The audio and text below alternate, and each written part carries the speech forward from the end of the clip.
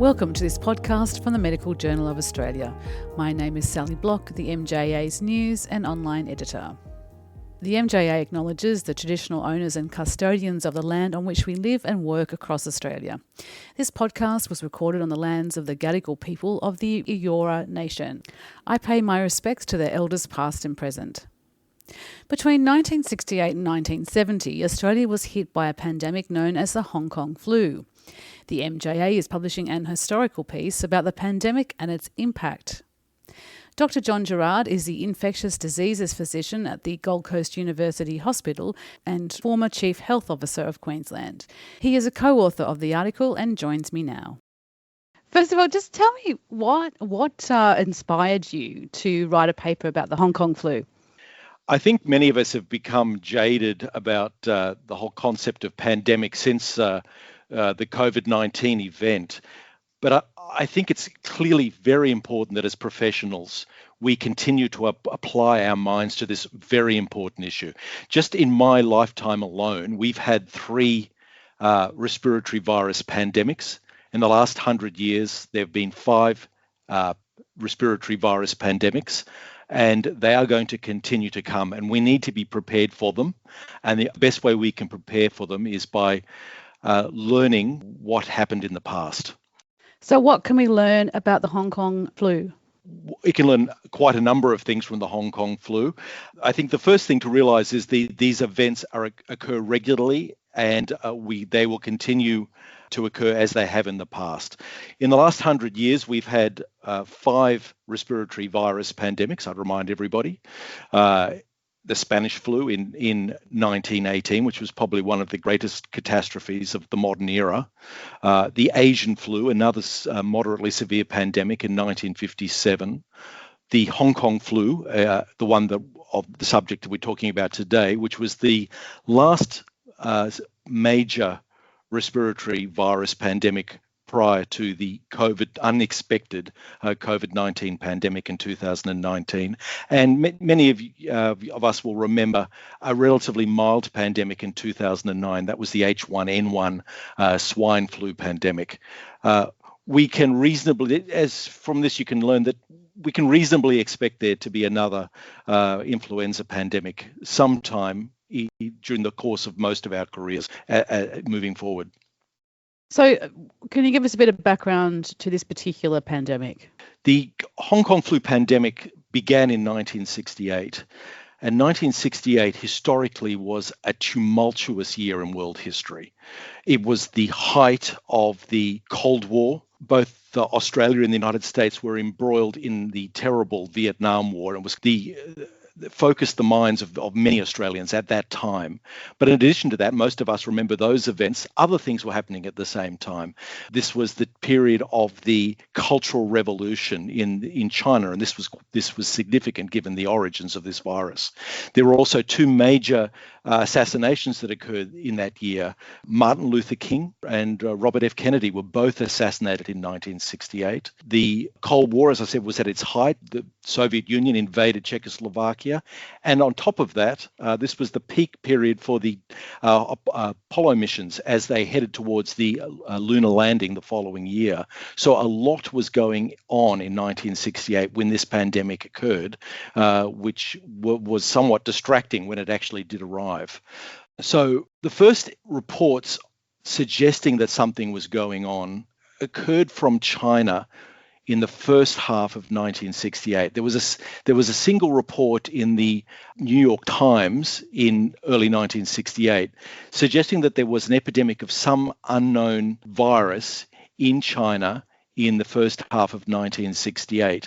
And interestingly, those reports came from cities including Wuhan, which we all are familiar with now, and Shanghai. But these reports were sketchy, and little information was coming out of China at that time because of the Cultural Revolution, which was in full flight at that time, and there was very little contact with Red China at the time in 1968. The first real detailed reports of something significant going on in China came from Hong Kong in July of that year, in July 1968. At that time, of course, Hong Kong was still a British colony, so more information was being learned from Hong Kong when there were about 500,000 cases of respiratory illness reported from Hong Kong in that period, July 1968. And it was on the 16th of August in 1968 when a novel influenza virus was identified in Hong Kong. That was the 16th of August, 1968. And at that stage, it was felt to be some major variant of the Asian flu, which had been circulating since 1957. It wasn't until somewhat later that it was realized this was a whole new subtype of influenza virus that had pandemic potential. Interestingly, at around that time, in what was then the winter of 1968 in Australia, there was a very significant epidemic of influenza, which was in fact the Asian flu still circulating in Australia at that time, and it was quite a significant epidemic during that winter in 1968. At the same time as the Hong Kong flu was emerging in Hong Kong, in China. In late August 1968, this new strain of influenza virus from China was detected in Singapore, the Philippines, Taiwan, and importantly in Vietnam, where the Vietnam War was raging at the time. And also interestingly, on the 30th of August 1968, just a couple of weeks after this virus was first identified in China, this same strain was identified in Australia in a patient arriving in Darwin from Hong Kong. So the first outbreak of Hong Kong flu in Australia seems to have occurred in the Northern Territory, although around at the same time, in late August 1968, a GP by the name of Dr. Peter Arnold in Sydney, who I spoke to just a few weeks ago, reported Hong Kong flu in his practice in Bellevue Hill in Sydney. This was confirmed by the Institute of Clinical Pathology in Lidcombe at that time. And interestingly, 4 of those cases returned from Bowral in New South Wales with reports of a generalised outbreak of an influenza-like illness at their hotel. And this was in late August 1968, just a couple of weeks after the virus was first identified in Hong Kong. Now, how it got to Sydney so quickly, we don't know. I mean, if you look at international travel in the 1960s, it was very different to now. So I think it's something like there were about 100,000 overseas trips recorded from Australia in the mid-1960s, 1968, compared with about 40 million a year today. So the opportunity for the virus to arrive in Australia from overseas was much less in 1968 than it is now.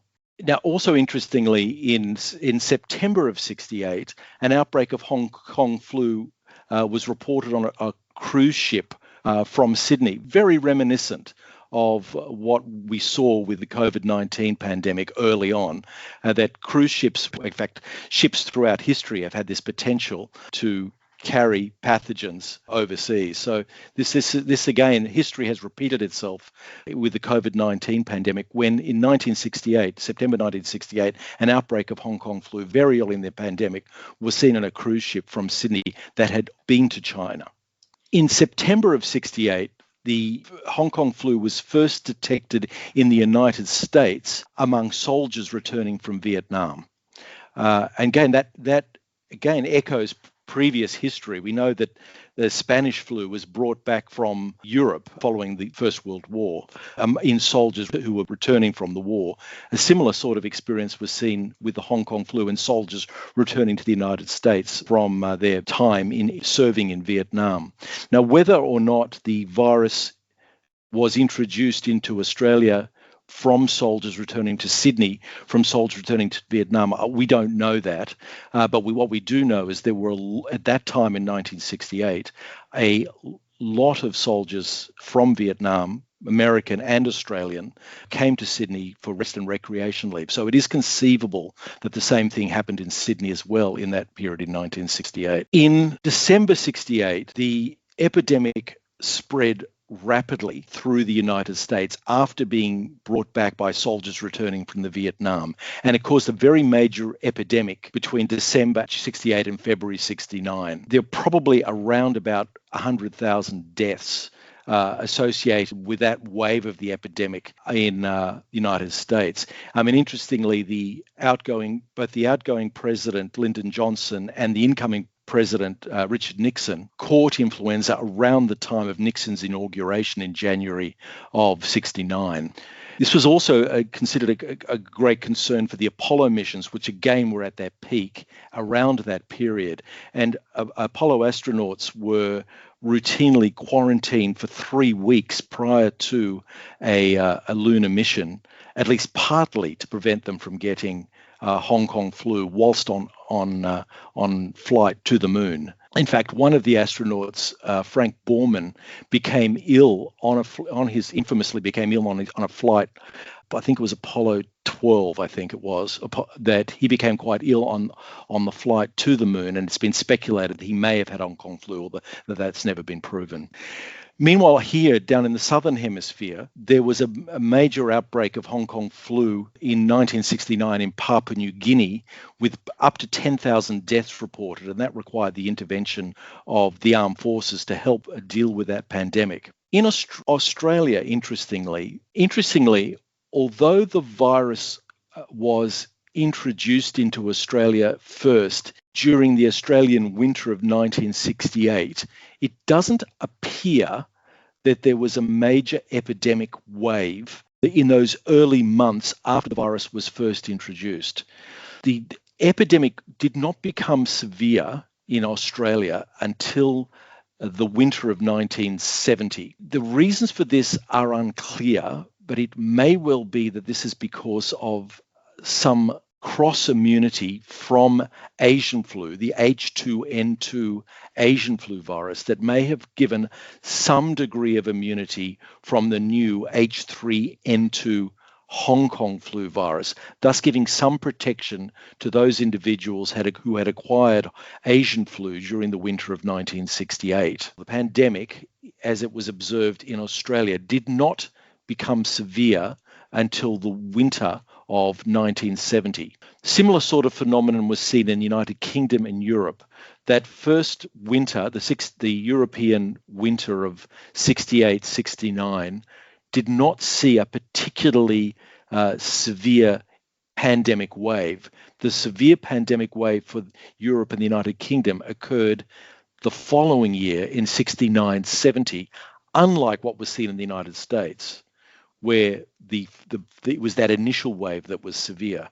So the worst year for the Hong Kong flu in Australia was in fact 1970, and that was 2 years after the virus first appeared or was first detected in Australia.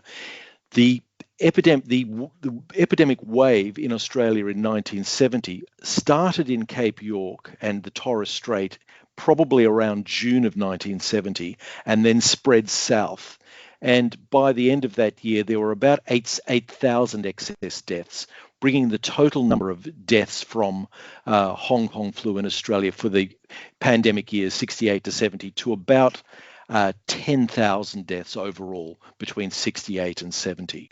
This mortality, or this excess death rate that we observed with Hong Kong flu, was comparable with what we saw in Australia with COVID-19. It's important, however, to emphasize that COVID-19, as we observed it in Australia, the impact of COVID-19 was mitigated by vaccination. So most Australians acquired COVID-19 after having received vaccine. The mortality associated with COVID-19, say in the United States, for example, was about 4 times what we saw in Australia. So even though the mortality of Hong Kong flu and COVID-19 in Australia were roughly comparable, had we not been vaccinated against COVID-19 by 2022, it would have been much worse and much more comparable with the United States. The Hong Kong flu virus, the H3N2 virus that first appeared in Australia in 1960, or first appeared in Hong Kong in 1968, still circulates in the world today.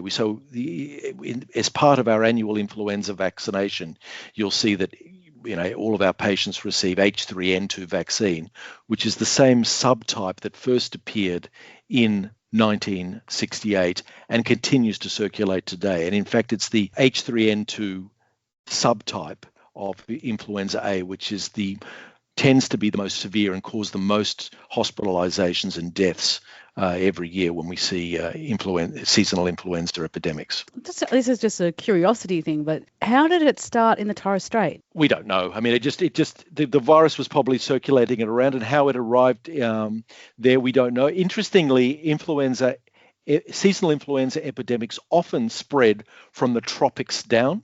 So you often see that every year in Australia, we see influenza cases up in places like Cairns, etc., before they come down further south to Brisbane, Sydney, Melbourne. That's a phenomenon that we've always seen because the seasons are different in the north. They don't have the summer winter that we see in the southern latitudes. So that's a phenomenon that is well known with influenza. That is not surprising that it was first seen up there in the tropics. And during that period, like we had lockdown, we had the vaccines eventually, and that kind of thing happened. Back in the 70s, what sort of measures did they take to try and keep it under control? Okay, so by 1968, Australia had very good sovereign capacity to produce influenza vaccines. In fact, Macfarlane Burnett, an Australian, was the first to grow influenza virus in eggs. The first influenza vaccine was given in the United States in 1942, but by 1944, as early as 1944, Australia was producing influenza vaccine itself. So that by the end of 1968, Australia had produced several million doses of vaccine in preparation for a pandemic. Now here, this becomes quite controversial because interestingly, this was the northern winter and the Australian authorities gave more than 1 million doses of influenza vaccine to England, to Britain, to vaccinate its population. And there was a bit of an uproar about this because it was felt that we were exposing ourselves because we'd given our vaccine to Britain to help them out.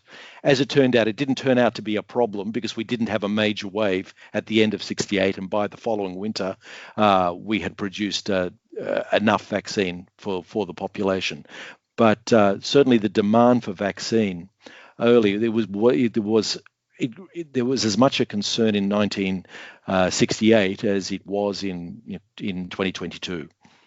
And what sort of sophistication of the vaccine was available back then? Like the vaccines of our day, how, take away our mRNA ones, but how does it compare to the vaccines these days? They were pretty comparable, and the influenza vaccine, like all respiratory virus, or like say the COVID-19 vaccine, it doesn't have 100% protective effect, but it reduces the severity of disease, and the vaccine as it existed in 68 was pretty good. Of course, we didn't have the uptake rates in 68 that we saw with COVID-19, where more than 90% of the population received at least one dose of the vaccine before the pandemic reached its full effect in 2022. So the uptake wasn't nearly as good as that, but we had the capacity, and the vaccine was available. It's interesting when you go back and look at the media reports of the period, that there wasn't yes, there were reports of the pandemic and people were concerned, but it didn't reach the heightened state that we reached with COVID-19. And I'm sure when the next one happens, and it will happen, it will be a very different media experience now to what it was in 1968. Very much so. And you also said that the Hong Kong flu, the way it sounded was that it wasn't as, the effects of the flu weren't as severe as COVID-19. You said if we didn't have a vaccine with COVID-19, a much higher death rate. No, that's true. It was a moderately severe pandemic. I think sometimes people underestimate the severity of COVID-19. I think we've got so used to it. I think everyone's trivializing it now. This was not a trivial pandemic. It's second only to the Spanish flu in terms of severity and mortality. And I think we tend to forget that. And I think as Australians in particular, because most of us never observed the full brunt of the COVID-19 pandemic. I think we're tending to trivialize it now. It was in fact quite terrible. One thing that I would say about flu, though, it does tend to affect younger people as well, whereas COVID-19, the mortality was mostly in people over the age of 65, whereas pandemic influenza, affected all age groups, including the very young to a great degree. And so in that sense, influenza, in some respects, is worse, or pandemic influenza is worse than COVID-19. But if you're just looking at the sheer numbers of deaths associated with COVID-19, they are second only to the Spanish flu in terms of excess mortality. So moving ahead, you said there will be another pandemic. You mentioned the media. What do you think will happen differently next time? I think we don't know. This is the whole thing.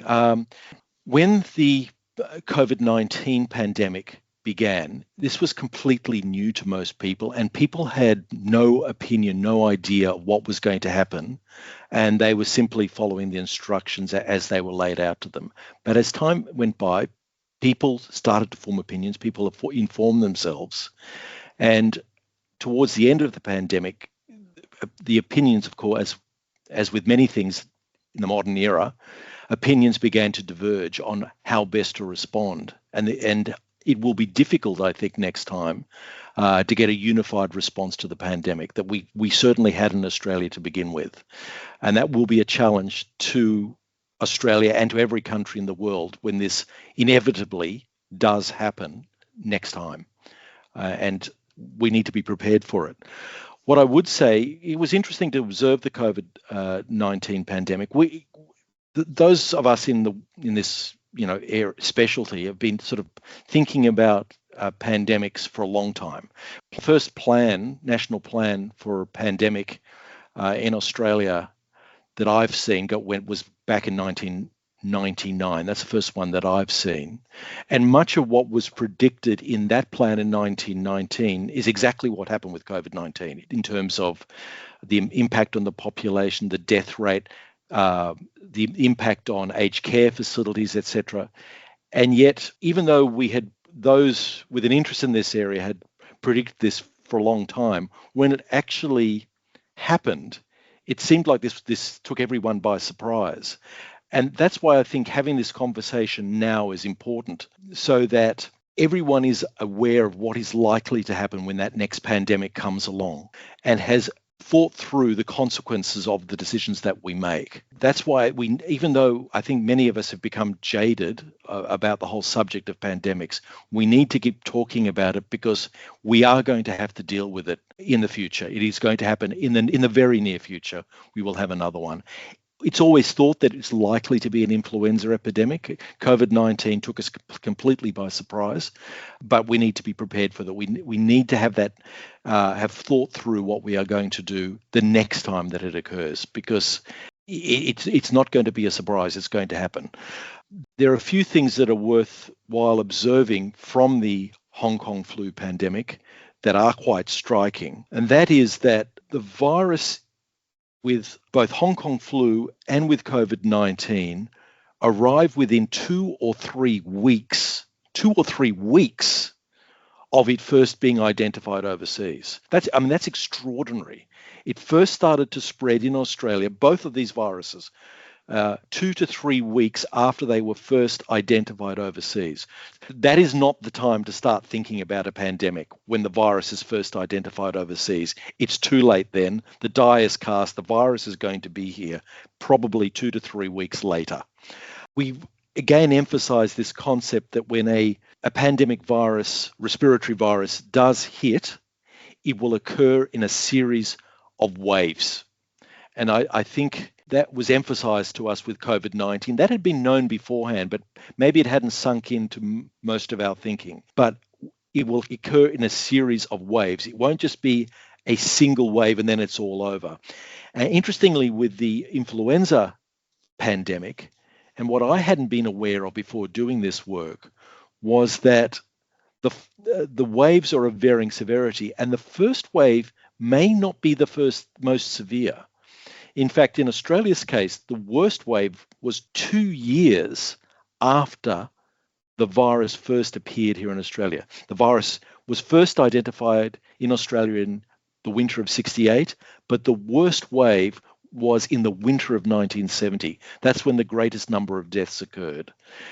This probably has to do with, and there are a number of theories about why this happened, but it probably has something to do with cross immunity with the preceding Asian flu virus. So that's worth remembering for future pandemics. Even though we need to be prepared in a generic sense for a pandemic, we won't know exactly what is going to happen with this virus without actually seeing the virus. But we still have to have some framework for dealing with it, both in terms of the planning of the medical response and also the media and social response to the pandemic. Vaccine supply was critical in both the Hong Kong flu pandemic and in the COVID-19 pandemic. And if there's any threat to vaccine supply, this causes significant anxiety in the community, understandably. So ensuring a secure vaccine supply when that pandemic arrives is critical. Now, the good news is that we have sovereign capacity to produce influenza vaccine, unlike COVID-19 vaccine, but there will still be a delay of at least months before sufficient supplies of influenza vaccine become available in Australia when the pandemic does ultimately arrive. So with the next pandemic, what are your thoughts about the changes that are in the US at the moment to the Centres for Disease Control and Prevention? What could be the implications down the track of what's happening there now?